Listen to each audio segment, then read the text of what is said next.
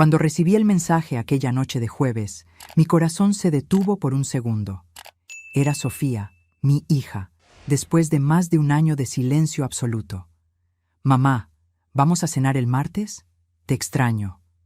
Leí esas palabras una y otra vez, con las manos temblorosas, sin poder creerlo. ¿Cómo podía un pequeño texto iluminar toda la oscuridad que se había instalado en mi vida desde que ella decidió que yo ya no merecía su amor? Pero cuando llegué a su casa, algo inesperado sucedió. Pero antes de continuar, asegúrate de que ya estás suscrito al canal y escribe en los comentarios: ¿desde dónde estás viendo este video? Nos encanta saber hasta dónde están llegando nuestras historias. Mi nombre es Carmen, tengo 58 años y hace exactamente un año mi única hija decidió excluirme de su vida. No hubo una gran pelea, ningún momento definitivo que pueda señalar como el principio del fin. Fue un distanciamiento gradual, silencioso, hasta que un día las llamadas dejaron de ser contestadas y los mensajes quedaron sin respuesta. El dolor de perder a un hijo que todavía está vivo es algo que no sé explicar. Es como si una parte de ti siguiera respirando y sonriendo en otro lugar, pero ya no te reconociera. Pasé noches tratando de entender qué hice mal, buscando en mis recuerdos el momento exacto en que perdí su cariño. ¿Fue después de que su esposo, Rodrigo, entró en nuestras vidas? ¿Fue cuando cuestioné algunas decisiones financieras que estaban tomando? ¿O tal vez fue aquel almuerzo dominical en Ciudad de México, cuando mencioné que creía que estaba perdiendo demasiado peso, luciendo enferma, y Rodrigo respondió por ella que yo debería cuidar de mi propia salud? Ahora, con el mensaje iluminando la pantalla de mi celular, me sentía como alguien que estaba perdida en el desierto y de repente avistaba agua. Desesperada, sedienta, sin cuestionar si podría ser un espejismo. Los días hasta el martes se arrastraron como nunca. Me cambié de ropa 5 veces antes de salir. Me puse el vestido verde que ella me había regalado en el último cumpleaños en el que aún éramos cercanas. Me maquillé, intentando ocultar las marcas que la soledad había dejado en mi rostro. Tomé el auto y conduje hasta el fraccionamiento privado donde vivían, la casa que ayudé a comprar cuando todavía era bienvenida. Estacioné frente a la reja a las 19:45, 15 minutos antes de la hora acordada. No quería llegar tarde y darle cualquier motivo para que se arrepintiera de la invitación. El jardín de la entrada estaba diferente, más sobrio, con menos flores. Recordé cuando plantamos juntas las hortensias azules, que ahora ya no existían. Respiré hondo, me arreglé el cabello en el espejo retrovisor y abrí la puerta del auto. Fue entonces cuando algo extraño sucedió. Mientras caminaba hacia la puerta, vi a Socorro, el ama de llaves que trabajaba para Sofía desde hace años, corriendo en mi dirección. Su rostro estaba contraído en una expresión que mezclaba miedo y urgencia. Miró hacia atrás varias veces, como si verificara que no estaba siendo observada, antes de acercarse a mi auto. «Doña Carmen», susurró su voz temblorosa, «no entre ahí. Por favor, váyase lo más rápido posible». Me quedé paralizada, sin entender. «¿Qué está pasando, Socorro? ¿Sofía está bien?» «No se trata de ella», respondió Socorro, con los ojos desorbitados. «Es sobre usted. Por favor, confíe en mí. No es seguro». Antes de que pudiera hacer más preguntas, ella miró nuevamente hacia la casa y retrocedió. «Necesito volver antes de que se den cuenta. Váyase, doña Carmen, váyase». Y con eso corrió de vuelta a la casa, dejándome congelada en la acera, con el corazón latiendo tan fuerte que podía oírlo en mis oídos. ¿Qué estaba pasando? ¿Por qué Socorro parecía tan aterrorizada? ¿Y por qué mi hija, que no hablaba conmigo desde hace más de un año, de repente me había invitado a cenar? Volví al auto como si estuviera en trance. Mis piernas se movían automáticamente, mientras mi mente intentaba procesar la advertencia. Me senté, cerré las puertas con seguro y encendí el motor, pero no arranqué. Algo dentro de mí, Tal vez el mismo instinto que me hizo sobrevivir a un matrimonio abusivo durante 15 años antes de finalmente encontrar el coraje para divorciarme, me decía que me quedara a observar. Desde el asiento del conductor, tenía una visión directa del comedor a través de las ventanas. Las cortinas estaban abiertas, como si esperaran que yo mirara. Durante unos minutos, la casa permaneció en silencio, las luces tenues, como si no hubiera nadie. Y entonces, de repente, todo se iluminó. Una por una, las luces se encendieron como si alguien hubiera estado esperando que yo me fuera para poder continuar con sus planes. 2 personas que nunca había visto antes aparecieron en el comedor. Un hombre de traje oscuro y una mujer sosteniendo una carpeta. Después de ellos, Rodrigo entró, hablando por celular, gesticulando como si diera instrucciones importantes. Y finalmente, Sofía apareció, vestida formalmente, con una expresión seria que nunca había visto antes. Aquello claramente no era una cena entre madre e hija. Era una reunión, cuidadosamente planeada. Mientras observaba, Socorro apareció brevemente en la ventana. Nuestras miradas se encontraron por un segundo, y ella negó con la cabeza sutilmente. Ese pequeño gesto me dijo todo lo que necesitaba saber. Váyase. Pero no podía. Necesitaba entender qué estaba sucediendo. Apagué las luces del auto y continué observando. Rodrigo se acercó a la mesa, tomó algunos papeles y se los entregó a Sofía. Ella los miró, firmó algo y sonrió. Una sonrisa fría que no reconocí como la de mi hija. En ese momento, sentí un nudo en el estómago. No era solo preocupación o confusión, era miedo. Un miedo primitivo, visceral, que me decía que esa casa, donde un día fui feliz con mi hija, ahora representaba algún tipo de peligro. Y lo más doloroso, mi propia hija parecía estar en el centro de todo esto.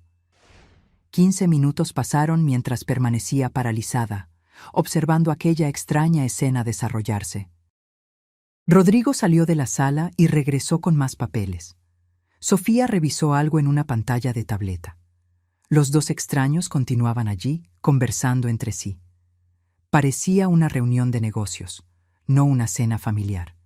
Y entonces Rodrigo miró el reloj y luego la ventana, directamente en la dirección de mi auto. Instintivamente me agaché, con el corazón acelerado. Cuando volví a mirar, las cortinas estaban cerradas. La casa que un día fue el lugar donde acuné a mi hija para dormir, ahora se transformaba en un misterio amenazante frente a mí. Encendí el auto y me alejé conduciendo, pero no fui a casa. No podía. Estacioné en una gasolinera a unos cuantos kilómetros de allí, en las afueras de Monterrey, e intenté organizar mis pensamientos. ¿Qué tipo de trampa era esa? ¿Por qué Sofía me llamaría para una cena que claramente no existía? Y lo más importante, ¿qué sabía Socorro que la dejó tan asustada? Tomé mi celular y miré nuevamente el mensaje de Sofía. Las palabras parecían diferentes ahora. Solo nosotras 2. Tal vez no era una invitación a la reconexión, sino a algo mucho más sombrío. ¿La mujer que crié, que amé incondicionalmente, estaba tramando algo contra mí? La idea era tan dolorosa que las lágrimas comenzaron a rodar por mi rostro sin que me diera cuenta. Fui al baño de la gasolinera para lavarme la cara. En el espejo vi a una mujer que apenas reconocía. Cabello grisáceo, ojeras profundas, una mirada asustada. ¿Esa era yo ahora? ¿En eso me había transformado el dolor de perder a mi hija? Me apoyé en el lavamanos y respiré hondo. No podía desmoronarme. Necesitaba descubrir qué estaba pasando. De vuelta en el auto, me di cuenta de que tenía una llamada perdida. Era de un número desconocido. Segundos después, el celular vibró con un mensaje. «Doña Carmen, soy yo, Socorro. Necesitamos hablar. Mañana, mediodía, en la cafetería de la terminal de autobuses del norte.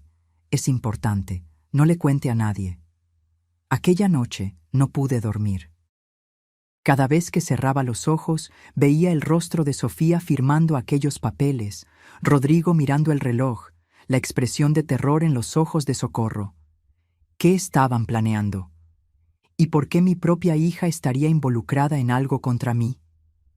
Cuando el sol comenzó a salir, yo todavía estaba despierta, sentada en el balcón de mi pequeño apartamento, mirando la ciudad de Guadalajara que despertaba.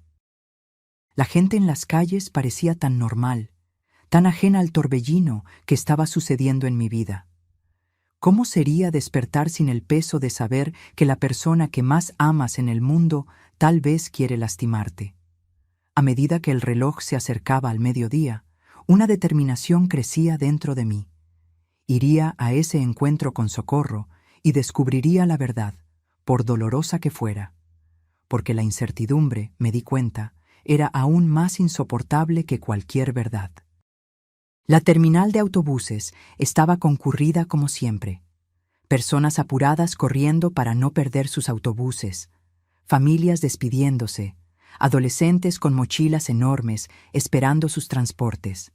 Me sentía fuera de lugar allí, una mujer de mediana edad sola, buscando respuestas a preguntas que ni siquiera sabía cómo formular. La cafetería quedaba en un rincón apartado, un lugar pequeño con mesas de formica y sillas de plástico. Elegí una mesa desde donde podía ver la entrada y pedí un café que sabía que no podría beber. Mi estómago estaba hecho un nudo. A las 12:10, Socorro entró. Estaba vestida con sencillez, una chaqueta oscura y un pañuelo cubriendo parcialmente su rostro. Sus ojos se movían nerviosamente, examinando cada rincón del lugar antes de dirigirse a mi mesa. «Doña Carmen», susurró, sentándose rápidamente. «Gracias por venir». «Socorro, por el amor de Dios, dígame qué está pasando», imploré, sosteniendo sus manos temblorosas sobre la mesa. «¿Por qué me impidió entrar ayer? ¿Qué está tramando Sofía?» Ella miró a los lados, como si temiera ser observada, y bajó aún más la voz. «No es solo Sofía, doña Carmen. Es Rodrigo. Él está controlando todo». Un escalofrío recorrió mi espalda. Desde el principio, nunca confié completamente en Rodrigo. Había algo en él, una frialdad calculadora detrás de la sonrisa encantadora. Pero Sofía estaba tan enamorada que nunca quiso escuchar mis preocupaciones. «¿Controla cómo?», pregunté. Socorro respiró hondo. «Hace meses que veo cosas raras sucediendo en esa casa. El señor Rodrigo, él aísla a Sofía. Primero fueron las amigas, luego la familia. Usted fue la última en ser alejada». «Pero fue Sofía quien dejó de hablarme», argumenté, confundida. «No, doña Carmen. Fue él quien la convenció de que usted estaba intentando controlar su vida, que no respetaba sus elecciones. Él distorsiona todo. Hace que Sofía crea que todos están en su contra, que solo él la protege». Socorro hizo una pausa, sus ojos húmedos. «Ella está perdiendo peso porque él controla hasta lo que come. Dice que necesita mantenerse en forma, que a nadie le gustan las mujeres gordas». Sentí náuseas. Las piezas comenzaban a encajar. El distanciamiento gradual, los cambios en el comportamiento de Sofía, el modo en que comenzó a repetir frases que parecían ensayadas. «¿Y la cena de ayer? ¿Por qué invitarme?». Socorro bajó aún más la voz. Escuché una conversación entre ellos. El señor Rodrigo dijo que necesitaban su firma en algunos documentos, algo sobre la casa que usted ayudó a comprar y unas acciones que el papá de Sofía le dejó a ella, cosas que usted todavía tiene algún control. El departamento que ayudé a Sofía a financiar cuando se casó todavía estaba parcialmente a mi nombre. Y las acciones que mi ex-esposo, padre de Sofía, dejó cuando falleció, yo era la administradora hasta que ella cumpliera 35 años, lo que sucedería en pocos meses. ¿Iban a hacerme firmar papeles para transferir todo a ellos? No solo eso. Socorro dudó, sus ojos fijos en los míos. Escuché al señor Rodrigo hablando con un hombre por teléfono. Él dijo: «Después del martes, todo será nuestro y nadie va a cuestionar. La vieja no va a estorbar más». Mi sangre se heló. La vieja. ¿Así se refería Rodrigo a mí cuando creía que nadie estaba escuchando? La idea de que mi yerno y mi propia hija estuvieran conspirando para tomar mis bienes era devastadora. Pero había algo más en las palabras de Socorro, algo que ella no estaba diciendo. Hay más, ¿verdad, Socorro? Ella asintió lentamente, una lágrima rodando por su rostro.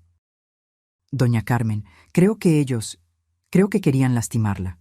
Escuché a Rodrigo hablar sobre un accidente, que sería fácil hacer parecer que usted resbaló en las escaleras después de beber vino en la cena.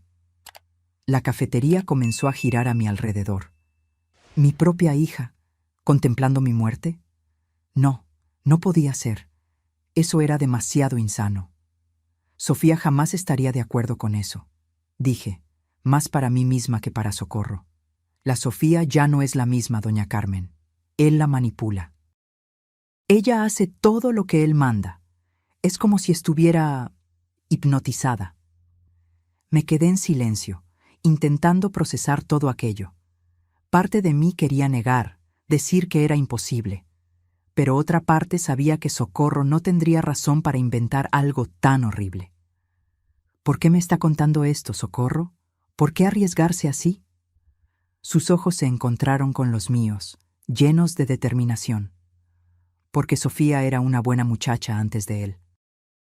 Yo la vi crecer, ¿recuerda? Trabajé para ustedes desde que ella tenía 12 años. Y porque... Su voz se quebró. Porque mi hermana murió en manos de un hombre como el señor Rodrigo. Un hombre que controlaba todo, que la aisló de todos, que la hizo creer que el mundo era un lugar terrible y que solo él podía protegerla. Sentí un nudo en la garganta. Socorro estaba arriesgando su empleo, tal vez incluso su seguridad, para alertarme. ¿Tiene pruebas de algo? ¿Algo que pueda ayudarnos? Ella asintió y sacó una pequeña grabadora de su bolso. Grabé algunas conversaciones y tomé fotos de documentos que encontré en su oficina. Están preparando todo para después del martes. Testamentos, transferencias, todo. Tomé la grabadora con manos temblorosas. Socorro, ¿se da cuenta de que esto es criminal? Necesitamos ir a la policía. No, ella exclamó asustada. Aún no. El señor Rodrigo tiene amigos en la policía. Siempre menciona lo fácil que es hacer que las cosas desaparezcan cuando se conoce a la gente correcta. Entonces, ¿qué hacemos? Socorro se inclinó hacia adelante. Primero, usted necesita protegerse. No puede volver a su apartamento. Ellos saben dónde vive, saben su rutina. Necesitamos que se quede en algún lugar seguro mientras descubrimos más. ¿Y Sofía? No podemos simplemente dejarla con él. Yo la estaré vigilando, doña Carmen. Si él intenta cualquier cosa... Ella no completó la frase, pero vi la preocupación en sus ojos. Por ahora lo importante es mantenerla a usted a salvo. Miré por la ventana de la cafetería, a las personas que pasaban, ajenas al terror que estaba viviendo. ¿Cómo podría simplemente desaparecer? Abandonar mi vida, mi casa, mi trabajo en la pequeña librería que administraba en Puebla. ¿Y cómo podría dejar a Sofía atrás, incluso si ella estaba involucrada en algo tan terrible contra mí? Tengo una prima que vive en el interior, dijo Socorro. En San Miguel de Allende. Podemos decir que usted fue a visitarla. Nadie buscará allí. La idea de huir, de esconderme, era casi tan aterradora como las revelaciones que acababa de escuchar. ¿Pero qué más podía hacer? ¿Y si intento hablar con Sofía? ¿Sola, sin Rodrigo? Tal vez ella... Doña Carmen, Socorro interrumpió con firmeza en la voz. Usted no entiende. Ella no la va a elegir a usted. No ahora. Él tiene control total sobre ella. Las palabras de ella me golpearon como un puñetazo. La verdad que no quería enfrentar. Yo ya había perdido a mi hija. No cuando dejó de hablarme hace un año, sino mucho antes, cuando ese hombre entró en nuestras vidas y comenzó a tejer su tela de manipulación. Iré a casa de su prima, decidí finalmente, pero no para esconderme, para pensar, para planear cómo vamos a salvar a Sofía. Socorro asintió, visiblemente aliviada. Es lo mejor, doña Carmen. Yo sigo vigilando aquí y la mantengo informada. Vamos a sacar a Sofía de esta situación. Cuando salimos de la cafetería, el mundo parecía diferente, más amenazante. El sol del mediodía ya no calentaba, y los rostros de las personas alrededor parecían máscaras escondiendo intenciones desconocidas. Estaba a punto de dejar atrás todo lo que conocía, huyendo de un peligro que venía de la persona que más amaba en el mundo. Miré una última vez a Socorro antes de separarnos. Cuídese, y cuide a mi hija. Siempre, doña Carmen. Caminé hacia mi auto, sintiendo el peso de la grabadora en el bolsillo de mi chaqueta. Aquel pequeño objeto contenía la verdad que podría destruir a mi familia para siempre, pero también podría ser la llave para salvar a mi hija de un monstruo que la estaba consumiendo por dentro. La casa de la prima de Socorro quedaba en un pequeño pueblo a unas 3 horas de la ciudad, cerca de San Miguel de Allende. Era un lugar simple, de calles de tierra y personas que aún dejaban las puertas sin llave por la noche. Albertina, una señora de unos 70 años, me recibió como si fuéramos viejas amigas, sin hacer muchas preguntas, cuando Socorro explicó vagamente que yo necesitaba un lugar para quedarme por unas semanas. Cualquier amiga de Socorro es mi amiga también, dijo, mostrándome el cuarto del fondo de la casa, con una cama de hierro y cortinas floreadas que me recordaban a la casa de mi abuela. Quédese el tiempo que necesite. En aquella primera noche, sentada en la terraza bajo un cielo estrellado que nunca se veía en la ciudad, intenté poner mis pensamientos en orden. Escuché las grabaciones que Socorro me había dado y examiné las fotografías de los documentos. Cada prueba era más perturbadora que la anterior. Rodrigo había, meticulosamente, creado un esquema para apropiarse no solo de las acciones que pertenecían a Sofía, sino también de propiedades que estaban a mi nombre. Había un testamento falsificado, con mi supuesta firma, dejándolo todo a Sofía en caso de mi muerte. Y otros documentos, transferencias, poderes, todo con falsificaciones de mi firma, esperando solo fechas para ser registrados. Pero lo más aterrador era escuchar la voz de mi propia hija en aquellas grabaciones. Sí. Una voz que apenas reconocía, mecánicamente concordando con Rodrigo, repitiendo frases ensayadas sobre cómo yo siempre la controlé, cómo yo nunca la apoyé, cómo yo merecía quedarme sola. Era como escuchar las palabras de él saliendo por la boca de ella, como si él fuera un ventrílocuo y ella, su marioneta. A la mañana siguiente, tomé mi celular para llamar a Ricardo, mi abogado y amigo de toda la vida, pero dudé. ¿Y si Rodrigo estaba monitoreando mis llamadas? ¿Y si descubría dónde estaba? Decidí ser más cautelosa. Usé el teléfono fijo de la casa de Albertina para llamar de un número que Rodrigo no conocía. ¿Carmen? Ricardo contestó sorprendido. ¿Dónde estás? Llamé varias veces a tu celular. Necesité salir de la ciudad por unos días, respondí vagamente. Ricardo, necesito tu ayuda, pero tiene que ser discreto. Expliqué la situación de la forma más resumida posible, sin entrar en detalles por el teléfono. Ricardo escuchó en silencio, ocasionalmente haciendo preguntas puntuales. «Esto es grave, Carmen», dijo finalmente. «Si tienes pruebas de lo que estás diciendo, necesitamos ir a la policía inmediatamente». «Aún no», repliqué, recordando la advertencia de Socorro. «Rodrigo tiene contactos. Necesitamos ser estratégicos». «Entonces, ¿qué sugieres?» «Necesito pruebas más concretas. Algo que no pueda ser ignorado o encubierto». Ricardo se quedó en silencio por unos segundos. «Tengo un amigo en la Policía Federal. Alguien fuera del círculo local. Puedo hablar con él, sin mencionar nombres todavía». «Haz eso», concordé. «Mientras tanto, necesito que hagas algo por mí. Ve a mi apartamento y busca una carpeta azul en el fondo de mi armario. Hay documentos importantes allí». «¿Tu llave de repuesto todavía está en el mismo lugar?» «Sí, con doña Lupe del 302». En los días siguientes, establecí una rutina en casa de Albertina. Durante el día, ayudaba en los quehaceres domésticos para mantener la mente ocupada. Por la noche, revisaba las pruebas, tomando notas, conectando los puntos. Socorro me enviaba mensajes cortos de un teléfono de prepago, actualizándome sobre la situación en la casa. Rodrigo está nervioso, preguntando por usted. Sofía parece confundida.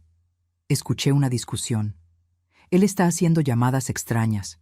Menciona plan B. Cada mensaje aumentaba mi ansiedad. ¿Qué sería ese plan B? ¿Y cómo estaba reaccionando Sofía a mi desaparición? Parte de mí quería correr de vuelta, confrontarlos, exigir explicaciones. Pero otra parte sabía que eso sería suicidio. Si realmente estaban planeando matarme, aparecer sin un plan solo aceleraría el proceso. En el cuarto día, Ricardo me llamó. Logré hablar con mi contacto en la federal. Está interesado en el caso, pero necesita más detalles. Y, Carmen, fui a tu apartamento. El tono de su voz me alarmó. ¿Qué pasó? Alguien estuvo allí. El lugar estaba revuelto, la carpeta azul, no la encontré. Mi sangre se heló. La carpeta contenía documentos originales de las propiedades, de las acciones, testamentos legítimos. Era mi seguridad en caso de que algo me sucediera. Están un paso por delante de nosotros, murmuré. Hay más, continuó Ricardo. Hay una investigación sobre ti. ¿Qué? ¿Qué tipo de investigación? Parece que alguien denunció irregularidades en la librería, evasión fiscal, lavado de dinero. Es completamente absurdo, pero está en curso. La estrategia de Rodrigo quedaba clara. Si yo aparecía, sería para enfrentar acusaciones criminales. Un escándalo público que facilitaría la toma de todo lo que yo había construido. ¿Y Sofía? ¿Conseguiste hablar con ella? Ricardo suspiró. Lo intenté. Ella no contesta mis llamadas. Fui a su casa y el guardia de seguridad no me dejó entrar. Dijo que no estaba recibiendo visitas. La situación estaba empeorando más rápido de lo que imaginaba. No solo estaban intentando borrar mi existencia financiera, sino también mi reputación. Era una trampa perfecta. Si me quedaba escondida, perdería todo. Si aparecía, sería arrestada. Necesitamos actuar más rápido, decidí. ¿Tu contacto en la federal puede iniciar una investigación sin alertar a la policía local? Posiblemente, pero necesitaría pruebas concretas. Tengo grabaciones, fotografías de documentos. ¿Será suficiente para empezar? Tal vez. Voy a verificar. Cuando colgué, me di cuenta de que Albertina estaba en la puerta de la cocina, observándome con preocupación. «Problemas serios, ¿verdad?», preguntó, sentándose a la mesa conmigo. Asentí, sin entrar en detalles. Ella tomó mis manos entre las suyas, arrugadas por el tiempo y el trabajo. «Sabes, mi hija, cuando yo era joven, mi marido me pegaba. Todos los días, por cualquier cosa. Yo creía que lo merecía, que así funcionaban las cosas. Hasta que un día le pegó a nuestro hijo. Fue entonces que me di cuenta, no se trataba de mí, se trataba de él, del poder que él quería tener sobre nosotros». La miré, sorprendida por la súbita confesión. «Lo que estoy diciendo», continuó ella, «es que a veces necesitamos ver a alguien que amamos ser lastimado para entender que estamos siendo lastimadas también. Tu hija está en peligro, ¿verdad?» «Sí», admití, «pero ella no lo ve». «Porque él no la deja ver. Así es como funcionan. Aísla, controlan, hacen que la persona dude de su propio juicio, y cuando finalmente despierta, ya es demasiado tarde». «¿Cómo escapaste?». El rostro de Albertina se iluminó con una sonrisa triste. «No escapé. Él murió. Tuvo un ataque al corazón durante una de sus crisis de ira. Dios tiene un sentido del humor peculiar, ¿verdad?». Se levantó, arreglándose el delantal. «Pero tú todavía puedes salvar a tu hija, y a ti misma». Cuando ella salió, me quedé pensando en sus palabras. Tal vez Albertina tenía razón. Tal vez el problema nunca había sido entre Sofía y yo. Era Rodrigo quien había creado esa división, alimentándola con mentiras y manipulaciones. Y si mi hija estaba repitiendo aquellas frases horribles sobre mí, no era porque las creyera, sino porque él la había programado para decirlas. Aquella noche, Recibí un mensaje de Socorro que lo cambió todo. Él está planeando llevársela. Lo escuché hablando sobre una casa en el extranjero. Dice que ustedes dos nunca más se verán. ¿Llevársela? ¿A dónde? ¿Por qué? Las preguntas giraban en mi mente. Si Rodrigo conseguía sacar a Sofía del país, yo realmente podría no volver a verla. Y si ya había logrado transformarla tanto en solo 2 años, ¿qué haría cuando la tuviera completamente aislada, sin nadie para cuestionarlo? No podía esperar más. No podía confiar en que el sistema legal actuaría a tiempo. Mi hija estaba en peligro inmediato, aunque ella no se diera cuenta. Necesitaba sacarla de las garras de Rodrigo antes de que fuera demasiado tarde. Tomé mi celular y llamé a Ricardo. «Cambio de planes», dije tan pronto como contestó. «No vamos a esperar por la investigación formal. Necesitamos actuar ahora». «¿Qué tienes en mente?» «Un rescate», respondí, sorprendida por la firmeza en mi propia voz. «Vamos a sacar a mi hija de esa casa, y tú me vas a ayudar». Los siguientes 2 días se dedicaron a la elaboración de un plan que, en circunstancias normales, yo consideraría insano. Pero nada estaba normal desde hacía mucho tiempo. Ricardo, inicialmente reacio, terminó concordando en que no podíamos esperar por el lento proceso legal, especialmente con la amenaza de Rodrigo de llevar a Sofía fuera del país. «Entiendes que esto podría salir mal de muchas maneras, ¿verdad?», me advirtió durante una de nuestras conversaciones por el teléfono de prepago que Albertina me prestó. «Entiendo», respondí, «pero quedarme quieta mientras mi hija desaparece para siempre sería mucho peor». Ricardo tenía contactos. Uno de ellos era Carlos, un ex policía que ahora trabajaba como investigador privado en Tijuana. Otro era Denise, psicóloga especializada en víctimas de relaciones abusivas. Los dos acordaron ayudar, más por amistad a Ricardo que por creer en mi historia. Pero eso no importaba. Lo que yo necesitaba eran personas competentes, no convicción. El plan era relativamente simple. Necesitábamos crear una situación donde Sofía estuviera sola, sin Rodrigo, por tiempo suficiente para que pudiéramos hablar con ella. Socorro sería crucial para esto. Ella nos informaría cuando Rodrigo saliera de casa, preferiblemente por algunas horas, y entonces actuaríamos.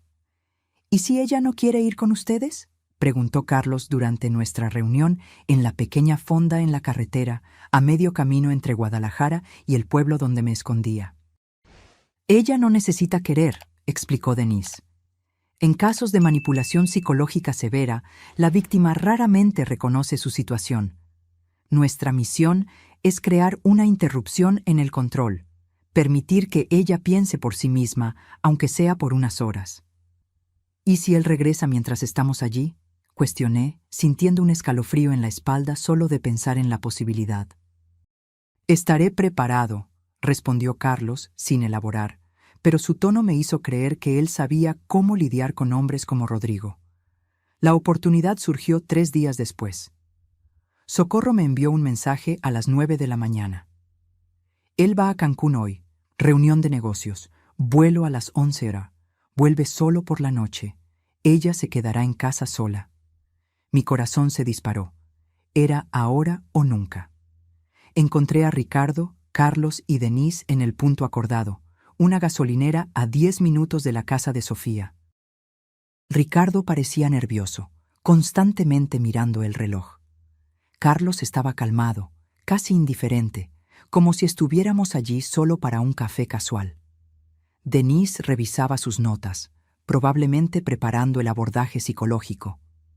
«Recuerden», dijo ella, «Sofía probablemente se resistirá. Puede gritar, llorar, acusarnos de estar en su contra. Eso es normal. Lo importante es mantener la calma y transmitir seguridad». A las 3:08 recibimos la confirmación de Socorro. Rodrigo había salido y el avión ya había despegado. Era nuestra señal. El camino hasta la casa de Sofía se hizo en silencio tenso. Cada persona en el auto parecía inmersa en sus propios pensamientos. Yo intentaba imaginar cómo sería volver a ver a mi hija después de tanto tiempo, y en circunstancias tan extrañas. Llegamos al fraccionamiento. Carlos, usando un uniforme de repartidor y cargando una caja falsa, logró que el guardia de seguridad abriera la reja sin cuestionar.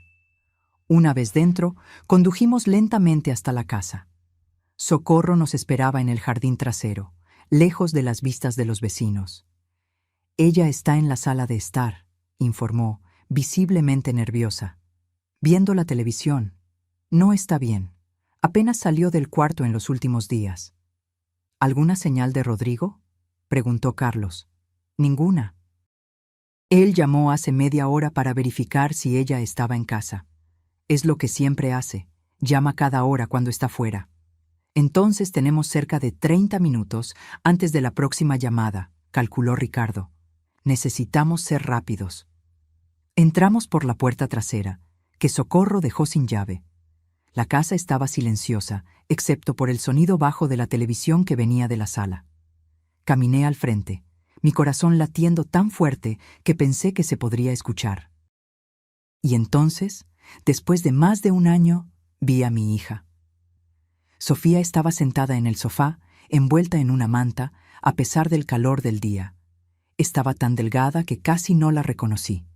Su cabello, antes largo y brillante, estaba sin vida, recogido en un moño descuidado.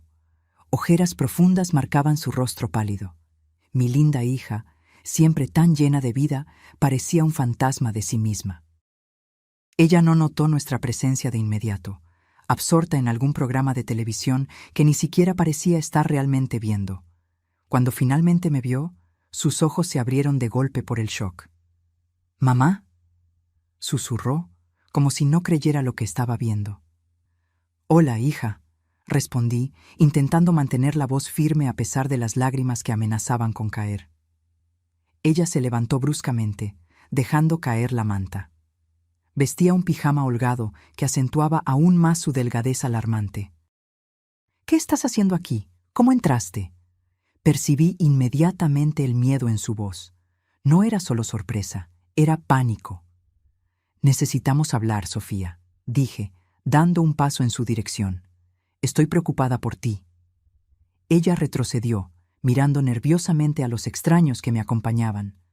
«Ustedes no pueden estar aquí. Rodrigo va a volver pronto. Tienen que irse». «Tu marido está en Cancún», informó Carlos con calma. «No regresará hasta la noche». El pánico en los ojos de Sofía aumentó. «¿Cómo saben eso? ¿Me están vigilando? Voy a llamar a la policía». Ella buscó frenéticamente su celular, pero Socorro ya lo había quitado de la sala tal como acordamos. Denise dio un paso al frente, su voz suave y controlada. «Sofía, mi nombre es Denise. Soy psicóloga y estoy aquí para ayudar. No estamos aquí para lastimarte, solo queremos hablar». «No necesito ayuda», Sofía respondió automáticamente, como si repitiera algo que había escuchado muchas veces. «Estoy perfectamente bien». «Ustedes son los problemáticos, siempre interfiriendo en mi vida». Las palabras me golpearon como puñaladas, pero Denise me había preparado para esto. Eran las palabras de Rodrigo, no de Sofía. «Hija», intenté nuevamente, «tú me invitaste a cenar. ¿Recuerdas? El martes pasado. Me enviaste un mensaje». Sofía pareció confusa por un momento. «Yo no envié nada». «Sí enviaste», insistí, mostrándole el mensaje en mi celular. Ella miró la pantalla, la confusión aún más evidente. «Ese es mi número, pero yo no escribí eso». «Fue Rodrigo, ¿verdad?», pregunté gentilmente. «Él tomó tu celular y envió ese mensaje fingiendo ser tú». Sofía abrió la boca para negar, pero luego la cerró nuevamente, como si algo estuviera haciendo clic en su mente. Él dijo que sería bueno que nos reconciliáramos, que sentía que yo estaba triste por no hablar más contigo, pero después dijo que tú cancelaste, que no querías verme. Yo fui, Sofía, a la hora acordada. Pero Socorro me impidió entrar porque escuchó a Rodrigo planeando algo contra mí. Sofía miró a Socorro, que asintió silenciosamente. «Es verdad, niña. Escuché que él estaba hablando sobre hacer parecer un accidente. sobre cómo usted heredaría todo después de que su mamá se cayera en las escaleras. No, Sofía murmuró, sacudiendo la cabeza. Él no haría eso. Él me ama. Él me protege. ¿Te protege de qué, Sofía?, preguntó Denise, su voz aún calma. ¿Del mundo? ¿De las personas que te aman? Mírate a ti misma. ¿Estás feliz? ¿Estás saludable? ¿O estás asustada todo el tiempo? Sofía comenzó a llorar, sus hombros temblando bajo el peso de las preguntas. Yo quería correr hacia ella, abrazarla, decir que todo estaría bien, pero Denise había sido clara. Necesitábamos mantener distancia emocional en este primer momento. Sofía necesitaba procesar. Él dice que ustedes no me entienden, sollozó, que quieren controlarme, que solo él sabe lo que es mejor para mí. ¿Y tú crees eso?, pregunté suavemente. Yo ya no sé qué creer, admitió, luciendo de repente exhausta. Estoy tan cansada. Fue en ese momento que me di cuenta de cuánto daño tenía mi hija. No solo físicamente, sino emocionalmente, psicológicamente. Rodrigo había destruido sistemáticamente su confianza, su sentido de la realidad, su conexión con el mundo. Y yo había permitido que esto sucediera, manteniéndome distante cuando debería haber luchado más. Sofía, dijo Denise, no necesitas decidir nada ahora. Solo te pedimos que vengas con nosotros por unas horas, para hablar en un lugar neutral, sin la influencia de Rodrigo. Él se pondrá furioso si salgo, murmuró, el miedo evidente en su voz. ¿Él controla a dónde vas?, preguntó Carlos, su tono profesional, pero sus ojos revelando indignación. Sofía dudó, como si percibiera por primera vez lo absurdo de la situación. Él dice que es por mi seguridad, que hay personas que quieren hacernos daño. ¿Personas como tu madre?, cuestionó Ricardo, hablando por primera vez. Sofía me miró, y vi algo en sus ojos que no veía desde hacía mucho tiempo. Duda, no sobre mí, sino sobre las mentiras que había creído. Él dijo que tú querías alejarme de él porque estabas celosa. Porque yo tenía un matrimonio perfecto y tú fracasaste en el tuyo. Respiré hondo, sintiendo el dolor de esas palabras, pero entendiendo que no eran realmente de ella. Sofía, tu padre y yo nos separamos porque él me engañaba. Tú lo sabes, y yo nunca, jamás, quise nada más que tu felicidad. Si Rodrigo te hiciera feliz de verdad, yo sería la primera en apoyarte. Pero él no te hace feliz, ¿verdad?, continuó Denise, aprovechando el momento de vulnerabilidad. Estás cada vez más aislada, más delgada, más asustada. Las lágrimas de Sofía fluían libremente ahora. Él dice que estoy gorda, que nadie va a quererme si no me cuido, que debo agradecer que él me acepte así. Mi corazón se partió al escuchar eso. Mi linda hija, siempre tan segura de sí misma, reducida a dudar incluso de su apariencia. Sofía, dijo Socorro, acercándose cautelosamente. El señor Rodrigo no es quien usted piensa.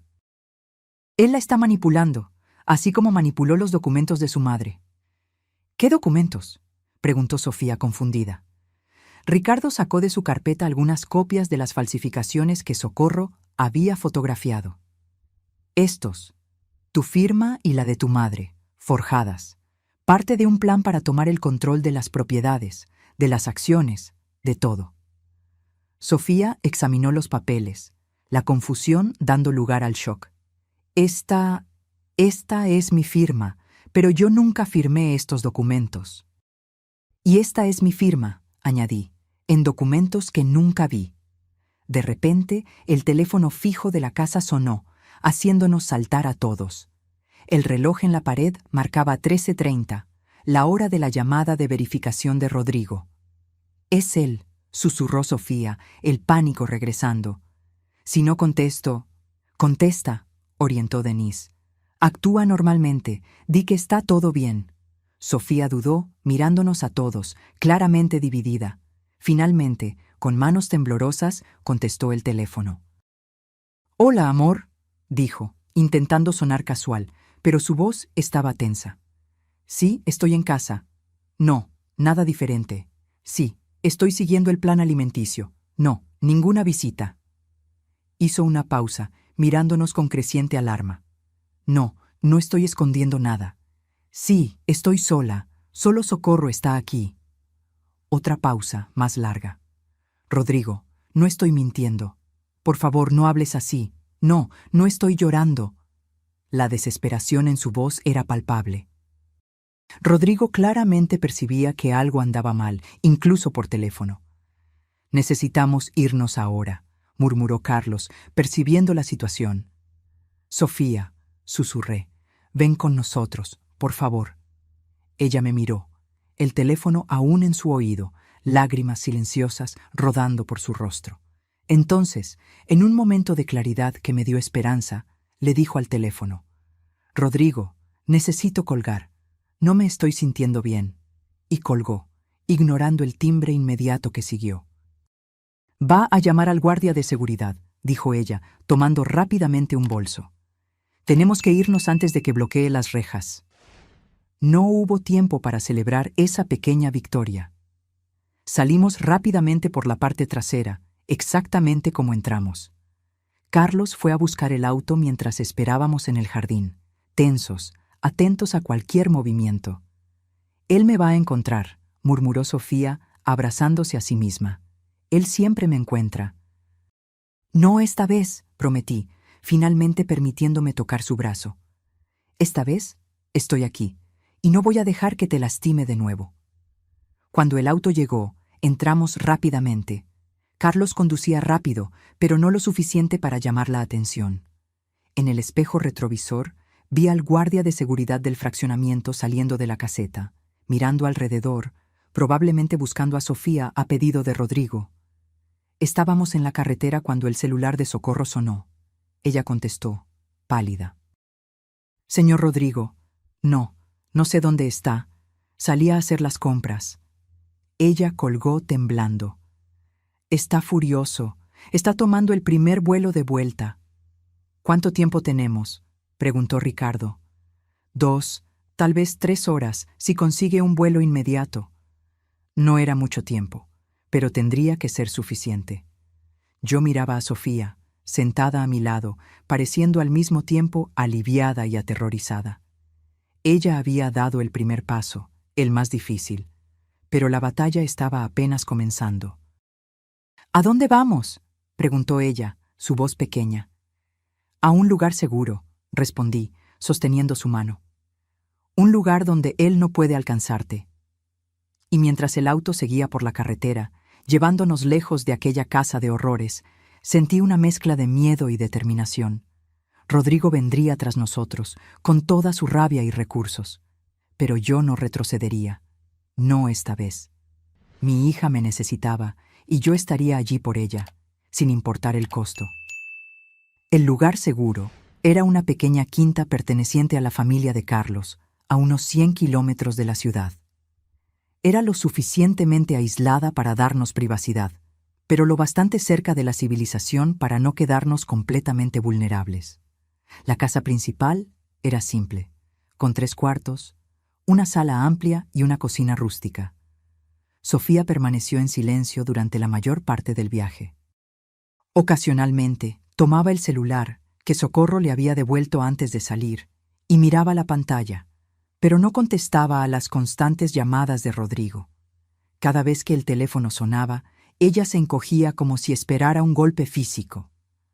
«Podemos apagarlo», sugirió Denise gentilmente. «No necesitas escuchar su voz ahora». Sofía dudó, pero terminó entregándole el aparato a Denise, que lo apagó y lo guardó en su bolso. Cuando llegamos a la quinta, ya estaba anocheciendo. El cielo tenía aquel color púrpura que antecede a la oscuridad total y las primeras estrellas comenzaban a aparecer. «Vamos a entrar», dijo Carlos, estacionando el auto cerca de la terraza. Nadie nos siguió, pero es mejor no quedarnos expuestos. La casa estaba limpia, pero con aquel olor característico de lugares que quedan cerrados por mucho tiempo. Carlos encendió las luces y verificó rápidamente las habitaciones, garantizando que estábamos realmente solos. Ricardo fue a la cocina a preparar café, mientras Denise condujo a Sofía hasta el sofá de la sala, hablándole en voz baja, probablemente usando técnicas para calmarla. Me quedé parada en medio de la sala, observando a mi hija, todavía intentando procesar que ella estaba realmente allí, que habíamos logrado sacarla de aquella casa. Parecía irreal, como un sueño del que yo tenía miedo de despertar. «Ustedes necesitan hablar», dijo Denise levantándose. «Voy a ayudar a Ricardo en la cocina». Me senté al lado de Sofía, manteniendo una distancia respetuosa. Ella estaba encorvada sobre sí misma, como si intentara ocupar el mínimo espacio posible. Sus manos finas y pálidas se retorcían nerviosamente sobre su regazo. «¿Cómo te sientes?», pregunté, sabiendo que era una pregunta tonta, pero sin saber por dónde más empezar. Ella se encogió de hombros, un gesto que me recordó tanto a la adolescente que fue un día. Confundida, asustada, yo no sé qué estoy haciendo aquí. «Estás aquí porque parte de ti sabe que algo anda mal», respondí suavemente, aunque sea difícil admitirlo. Sofía levantó los ojos hacia mí y vi en ellos una mezcla de rabia, miedo y confusión. «Tú odias a Rodrigo. Siempre lo has odiado. Desde el principio». «No, Sofía, yo desconfié de él cuando me di cuenta de cómo te estaba cambiando, cómo te estaba alejando de todos los que te amaban». «Él me protege», respondió automáticamente, pero su voz careció de convicción. «¿De qué, hija? ¿De quién? ¿De tu madre que solo quiere verte feliz? ¿De tus amigos que no ves desde hace más de un año? ¿De tu vida que abandonaste por él?». Ella no respondió, pero vi lágrimas formándose en sus ojos. «Sofía, mírate a ti misma», continué, intentando no sonar acusatoria. «Estás tan delgada que apenas te reconocí. Estás asustada por una llamada de tu propio marido. Vives aislada, sin amigos, sin familia. ¿Eso es protección o es prisión?». Una lágrima se escapó y se deslizó por su mejilla. Él dice que es para mi bien, que yo era ingenua, que las personas querían aprovecharse de mí». «¿Y quién se aprovechó de ti, hija? ¿Tus amigos que te llamaban todos los días hasta que dejaste de contestar? ¿Yo, que te llamé por meses sin respuesta? ¿O el hombre que controla lo que comes, a dónde vas, con quién hablas?». Ella cubrió su rostro con las manos, sollozando silenciosamente. Quería abrazarla, pero sabía que necesitaba dejarla procesar sus propias emociones. Sofía necesitaba llegar a sus propias conclusiones. «¿Cuándo fue la última vez que te sentiste verdaderamente feliz?», pregunté después de un momento. Ella levantó el rostro, pensativa. «Yo, no sé, antes, creo, antes de que todo se volviera tan complicado. Antes de que él comenzara a aislarte. Antes de hacerte dudar de ti misma y de todos a tu alrededor». Sofía asintió lentamente, como si estuviera admitiendo algo para sí misma por primera vez. Al principio era diferente. Él era atento, cariñoso, me hacía sentir especial. «Así es como funcionan», dijo Ricardo, volviendo a la sala con una bandeja de café. «Empiezan haciéndote sentir como la persona más importante del mundo. Luego, lentamente, van disminuyéndote, aislándote, hasta que dependas completamente de ellos». Sofía lo miró, curiosa. «¿Cómo sabes eso?». Ricardo colocó la bandeja en la mesa y se sentó en el sillón frente a nosotras. Mi hermana pasó por algo parecido. Tardamos años hasta que nos dimos cuenta de lo que estaba pasando. Cuando finalmente logramos sacarla de esa situación, apenas era la persona que conocíamos. «¿Y cómo está ahora?», preguntó Sofía, una chispa de esperanza en sus ojos. «Mejor. No completamente recuperada. Dudo que alguien se recupere totalmente de ese tipo de abuso, pero está viviendo de nuevo. Tiene amigos, trabaja, sonríe, cosas simples que parecían imposibles antes». La palabra abuso hizo que Sofía se encogiera. «Él nunca me pegó», murmuró. El abuso no es solo físico, Sofía, explicó Denise, uniéndose a nosotros. El control, la manipulación, el aislamiento, el gaslighting, todo eso son formas de abuso. ¿Gaslighting?, repitió Sofía confundida. Es cuando alguien te hace dudar de tu propia percepción de la realidad, cuando dice que cosas que sucedieron no sucedieron o que estás imaginando cosas, cuando transforma tus preocupaciones legítimas en paranoia. Sofía se quedó en silencio, y pude ver los engranajes girando en su mente, conectando puntos, reviviendo recuerdos bajo una nueva luz. Él hace eso, admitió finalmente, su voz casi inaudible. Cuando digo que estoy preocupada por algo, dice que estoy exagerando. Cuando recuerdo algo que él dijo o hizo, jura que nunca sucedió, que estoy confundiendo las cosas. Y cuando alguien como tu madre intenta alertarte, continuó Denise, él te convence de que esa persona tiene un motivo oculto, que está intentando separarlos por celos o maldad. Sofía me miró, la comprensión lentamente formándose en sus ojos. Él decía que tú eras controladora, que querías que yo fracasara para seguir dependiendo de ti. Yo solo quería que fueras feliz, hija, respondí, sintiendo mi propia voz quebrarse. Y yo podía ver que estabas desapareciendo delante de mis ojos. El celular de Carlos sonó, interrumpiendo nuestro momento. Él contestó rápidamente y su expresión se puso grave. Está en la casa de Albertina, informó colgando. Uno de mis contactos en la policía me alertó. Rodrigo logró rastrear una llamada que hiciste desde allí, Carmen. Está furioso, amenazando a todo el mundo. Mi sangre se heló. ¿Albertina está bien?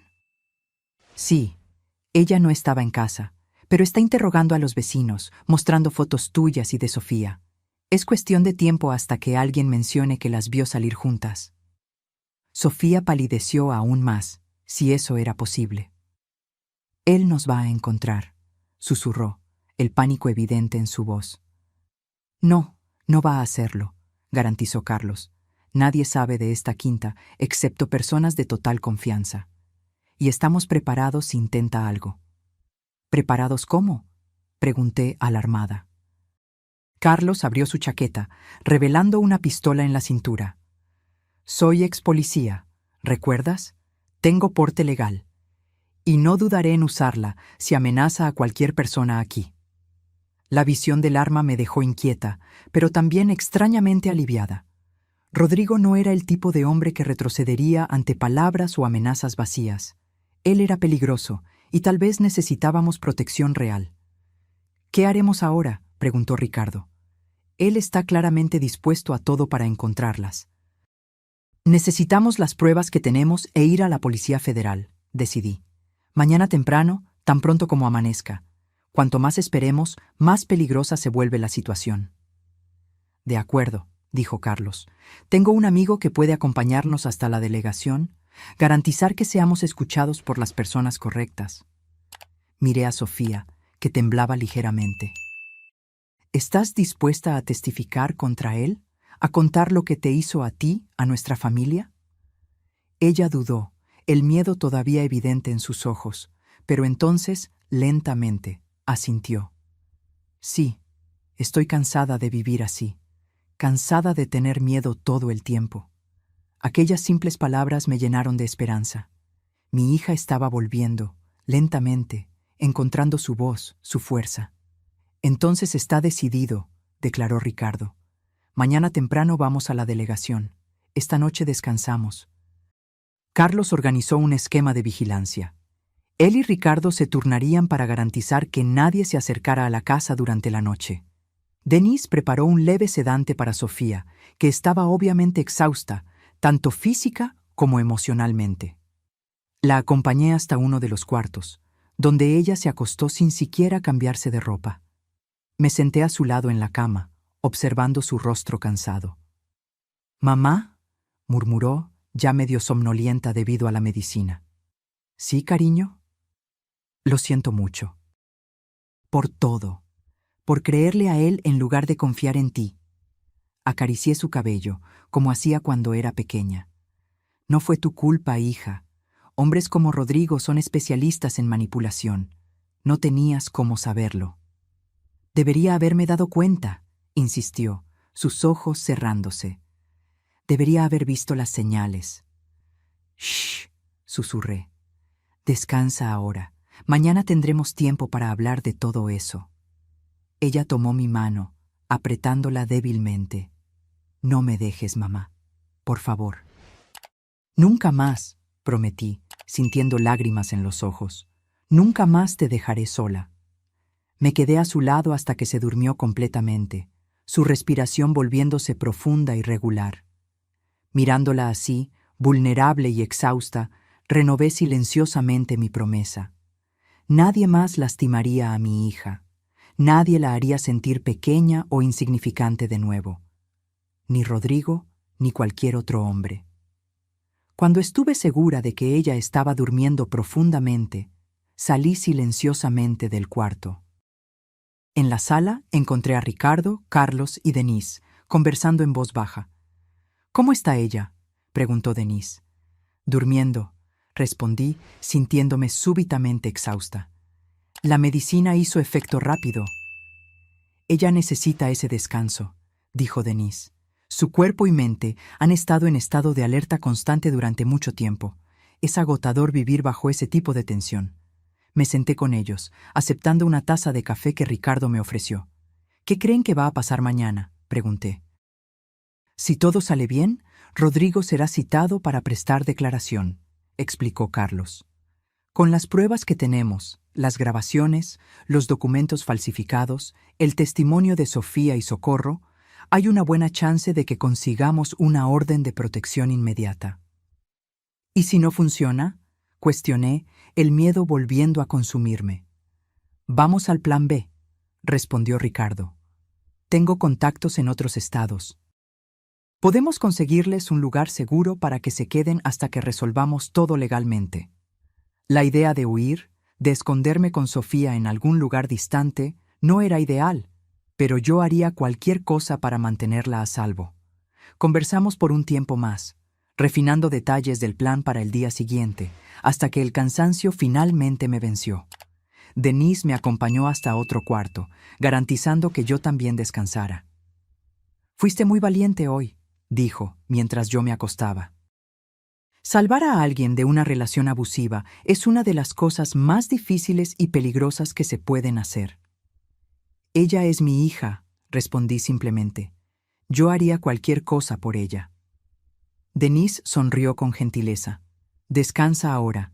Mañana será un día importante». Cuando ella salió, me quedé mirando el techo, intentando organizar mis pensamientos. Tantas cosas habían sucedido en los últimos días. Mi vida había dado un vuelco desde aquel mensaje de texto que recibí el jueves.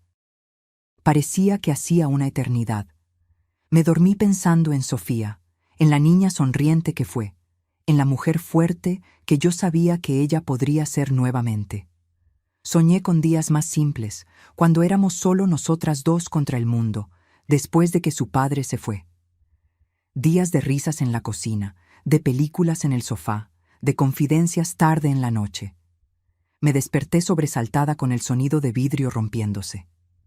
Por un momento me quedé desorientada, sin saber dónde estaba. Entonces la memoria volvió en un flash, la quinta, el rescate de Sofía, el plan para el día siguiente. Me levanté rápidamente, el corazón latiendo fuerte. El reloj digital en la mesita de noche marcaba 3:17 de la mañana. La casa estaba silenciosa, excepto por voces amortiguadas que venían de la sala. Salí del cuarto cautelosamente, siguiendo por el pasillo oscuro. Las voces se volvieron más claras. Una de ellas era de Carlos, tensa y baja. La otra, mi sangre se heló, era Rodrigo. «¿Dónde están?», la voz de él exigía, con una frialdad que me erizó. «Ya dije que no sé de qué está hablando», respondió Carlos, su voz controlada pero firme. «No me tome por idiota», Rodrigo gruñó. «Sé que Carmen se llevó a mi esposa, sé que ustedes están ayudando, y sé que ellas están aquí». Me detuve en la esquina del pasillo, escondida en las sombras. Desde mi posición podía ver parcialmente la sala. Carlos estaba de pie, bloqueando el camino de Rodrigo. Su mano estaba cerca de la cintura, donde yo sabía que cargaba la pistola. Rodrigo estaba de espaldas a mí, pero su postura era agresiva, intimidante. «Usted está invadiendo una propiedad privada», dijo Carlos todavía calmo. «Sugiero que se vaya antes de que llame a la policía». Rodrigo se rió, un sonido frío y cruel. «¿La policía? ¿De verdad cree que van a creerles a ustedes? Tengo amigos en la delegación. Ellos saben que mi esposa está pasando por problemas psicológicos, que su madre está explotando eso para alejarla de mí». Mi corazón se disparó. Rodrigo ya había preparado el terreno, construyendo una narrativa que nos hacía parecer las villanas de la historia. Típico de un abusador, siempre anticipándose, siempre controlando la narrativa. «No estoy solo, ¿sabe?», continuó Rodrigo, dando un paso hacia Carlos. «Tengo gente ahí afuera. Si usted no me lleva a Sofía ahora, las cosas se van a poner muy feas».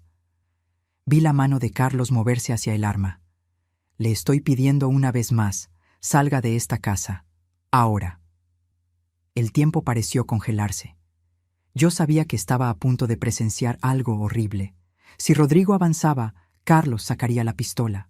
Si Carlos sacaba la pistola, Rodrigo reaccionaría. Alguien podría salir herido o peor.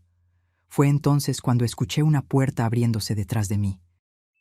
Me giré y vi a Sofía saliendo del cuarto, sus ojos abiertos de miedo. «Es él», susurró. «Nos encontró». Antes de que pudiera detenerla, Sofía pasó por mi lado y entró en la sala. «Rodrigo», ella llamó, su voz temblando. Ambos hombres se giraron hacia ella. El rostro de Carlos mostraba alarma. El de Rodrigo, una mezcla de triunfo y rabia contenida. «Querida», Rodrigo dijo, su tono súbitamente dulce, aunque sus ojos permanecieran fríos. «Estaba tan preocupado por ti. Vamos a casa ahora, ¿sí?» Él extendió la mano hacia ella, pero Sofía no se movió. Estaba parada en medio de la sala, temblando visiblemente, pero manteniéndose firme. «No», dijo, la palabra saliendo como un suspiro. El rostro de Rodrigo se endureció. «¿Qué dijiste?» «Dije no», Sofía repitió un poco más alto esta vez. «No voy a volver contigo». Entré en la sala, colocándome al lado de Sofía. Ricardo y Denise aparecieron de otros cuartos, claramente alertados por la conmoción. «Usted escuchó a mi hija», dije, mirando directamente a Rodrigo. «Ella no va a ninguna parte con usted».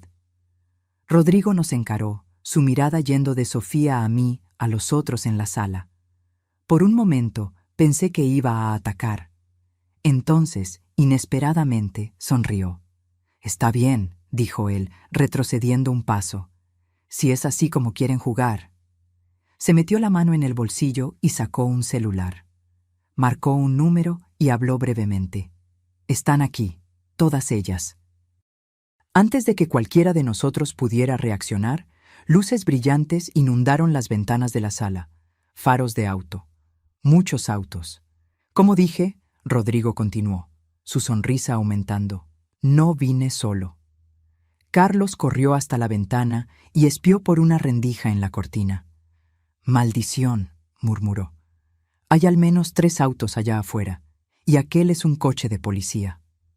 Mi corazón se hundió. ¿Cómo Rodrigo nos había encontrado? ¿Cómo había conseguido traer a la policía a su lado tan rápidamente? «¿Ves?», Rodrigo dijo dirigiéndose a Sofía. «Todos saben que tu madre te está manipulando, que ella te secuestró para alejarte de mí. Están aquí para llevarte a casa, donde perteneces». Sofía lo miró, el miedo claro en sus ojos, pero algo más también, determinación. «No», ella dijo de nuevo, su voz más firme esta vez. «No voy contigo, nunca más». La sonrisa de Rodrigo vaciló, dando lugar a una expresión de furia desnuda. «No tienes elección, Siseo. Eres mi esposa. Haces lo que yo digo. Siempre lo has hecho. Siempre lo harás». En ese momento, hubo un golpe fuerte en la puerta. «¡Policía! Abran. Ricardo me lanzó una mirada desesperada. ¿Qué hacemos? Tenemos las pruebas, recordó Denise. Las grabaciones, los documentos. No estamos haciendo nada malo aquí. Pero, ¿acaso nos escucharán? Cuestioné, el pánico comenzando a crecer. Si Rodrigo ya los convenció de que somos los villanos, Carlos tomó una decisión rápida. Vamos a abrir. Si intentamos resistir, solo va a empeorar todo. Él fue hasta la puerta y abrió. 2 policías uniformados entraron, seguidos por un hombre de traje que presumimos ser un detective. ¿Qué está sucediendo aquí?, preguntó el detective, mirando alrededor de la sala. Rodrigo inmediatamente asumió el papel de marido preocupado. Detective Méndez, como le expliqué, mi esposa desapareció ayer. Su madre la convenció de huir. Solo estoy intentando traerla a casa. El detective miró a Sofía. Señora, ¿es verdad esto? ¿Usted está aquí por voluntad propia? Antes de que Sofía pudiera responder, Rodrigo intervino. Ella no está bien, detective. Tiene historial de problemas emocionales. Está confundida. La rabia creció dentro de mí. Mi hija no tiene problema alguno, exclamé. Es ese hombre el que la ha manipulado y abusado psicológicamente por años. El detective me miró con escepticismo. Señora, tenemos un informe oficial de que usted puede haber secuestrado a su propia hija. Eso es absurdo, protestó Ricardo. Nosotros tenemos pruebas de abuso, de manipulación, documentos falsificados, testimonios. ¿Va a creerles a ellos? Rodrigo se rió, dirigiéndose al detective. Son amigos de ella. Obviamente van a decir cualquier cosa para encubrirla. El ambiente estaba tenso, con todos hablando al mismo tiempo. Los policías parecían confusos, mirando de un grupo a otro, claramente sin saber en quién creer. Fue entonces cuando Sofía dio un paso al frente. «Yo quiero hacer una denuncia», dijo, su voz sorprendentemente clara y firme. La sala se quedó en silencio. Todas las miradas se giraron hacia ella. «¿Denuncia de qué, señora?», preguntó el detective. «Abuso psicológico y emocional», respondió Sofía. «Falsificación de documentos. Intento de fraude, tal vez incluso intento de homicidio». Rodrigo palideció. «Estás delirando», siseó.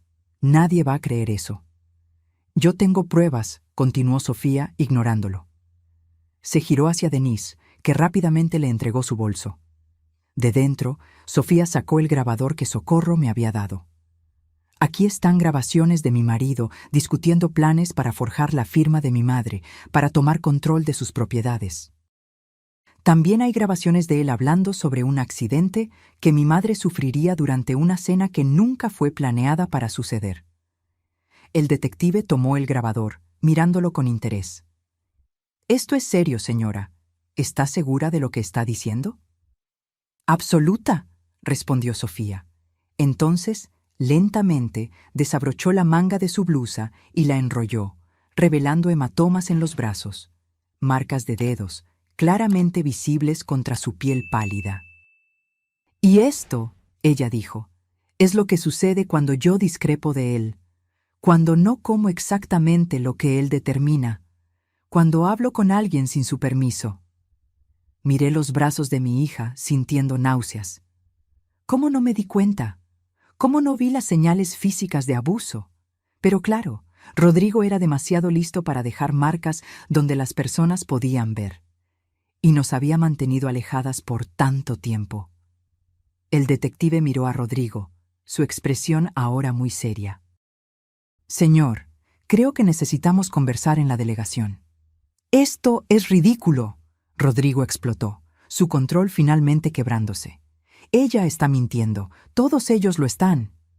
Él dio un paso en dirección a Sofía, su rostro contorsionado de rabia, pero los policías rápidamente lo interceptaron, sujetándolo por los brazos. «Creo que es mejor que nos acompañe ahora, señor», dijo uno de los policías. «No entienden», Rodrigo continuaba, debatiéndose. «Ella es mía. No puede dejarme.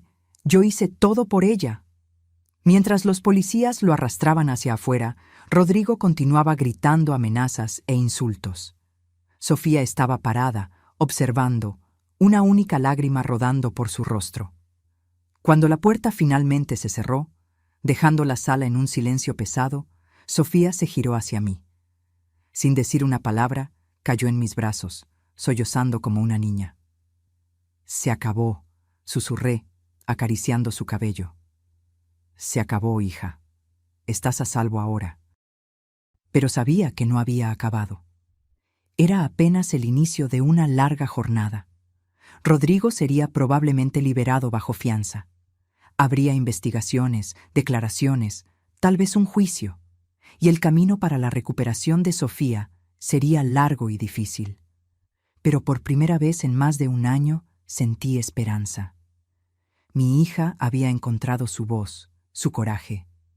Ella había dado el primer paso para salir de aquel ciclo de abuso, y yo estaría a su lado a cada paso del camino. Los meses que siguieron fueron difíciles, como esperábamos. Rodrigo fue liberado bajo fianza, como previmos, pero con una orden de restricción que le impedía acercarse a Sofía o a mí. Él violó esa orden 3 veces en las primeras semanas, lo que resultó en su prisión preventiva mientras el caso era investigado. Sofía y yo nos mudamos a un pequeño apartamento en otra ciudad, Querétaro, donde nadie nos conocía. Empezar de cero no fue fácil, pero era necesario. Cada día veía pequeñas señales de que mi hija estaba volviendo a ser quien era antes de que Rodrigo entrara en nuestras vidas. Las primeras semanas fueron las más difíciles. Sofía alternaba entre momentos de claridad y fuerza y periodos de duda profunda, donde llegaba a cuestionar si había hecho lo correcto al dejar a Rodrigo.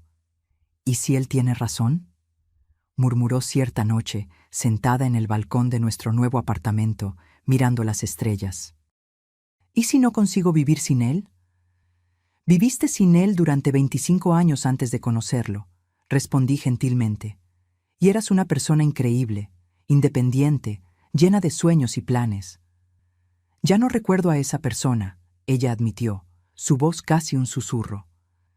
Yo me acuerdo, dije, sosteniendo su mano. Y voy a ayudarte a encontrarla de nuevo. Sofía comenzó terapia con Denise, que se ofreció a atenderla gratuitamente hasta que estuviéramos establecidas financieramente. En las sesiones, ella lentamente desenterraba las capas de manipulación y abuso que Rodrigo había construido a su alrededor. A cada revelación, mi corazón se rompía un poco más. Cómo él controlaba lo que ella comía, insistiendo en que estaba gorda cuando en realidad estaba peligrosamente delgada. Cómo él verificaba su celular diariamente, borrando mensajes de amigos y familia, a veces respondiendo como si fuera ella para alejar a las personas. Cómo él la convenció, gradualmente, de que yo era tóxica, controladora, celosa de la felicidad de ellos. Le creí, me dijo un día, llorando en mis brazos. Le creí cuando dijo que tú estabas intentando separarnos porque estabas celosa. ¿Cómo pude ser tan ciega? Los manipuladores son especialistas en distorsionar la realidad, expliqué, repitiendo lo que Denise nos había enseñado. Encuentran pequeñas inseguridades y las explotan, transformándolas en muros que te separan de las personas que te aman. Ricardo se encargó del proceso legal. La investigación reveló mucho más de lo que esperábamos. Rodrigo no solo había forjado firmas en documentos, había creado un esquema elaborado para transferir no solo las propiedades y acciones de Sofía, sino también las mías, a cuentas en el extranjero. Había evidencia de otros crímenes financieros, involucrando a otros socios que él había manipulado a lo largo de los años. Es un depredador en serie, explicó Ricardo, mostrándonos los informes. Ustedes no fueron las primeras víctimas, pero espero que sean las últimas. Cuando el caso finalmente fue a juicio, 6 meses después de aquella noche en la quinta, Sofía estaba lo suficientemente fuerte para testificar. La observé en el tribunal, contando su historia con una claridad y firmeza que trajeron lágrimas a mis ojos. Ella ya no era la mujer frágil y asustada que rescatamos de aquella casa. Rodrigo fue condenado por múltiples acusaciones, incluyendo fraude, falsificación, abuso psicológico e intento de estafa. La sentencia: 15 años sin posibilidad de libertad condicional en los primeros 8. Cuando salimos del tribunal aquel día, Sofía respiró hondo, mirando el cielo azul sobre nosotras. «Es extraño», dijo. «Todavía lo amo, de alguna forma distorsionada. Es como si una parte de mí aún quisiera creer que todo lo que vivimos fue real, que él realmente se preocupaba».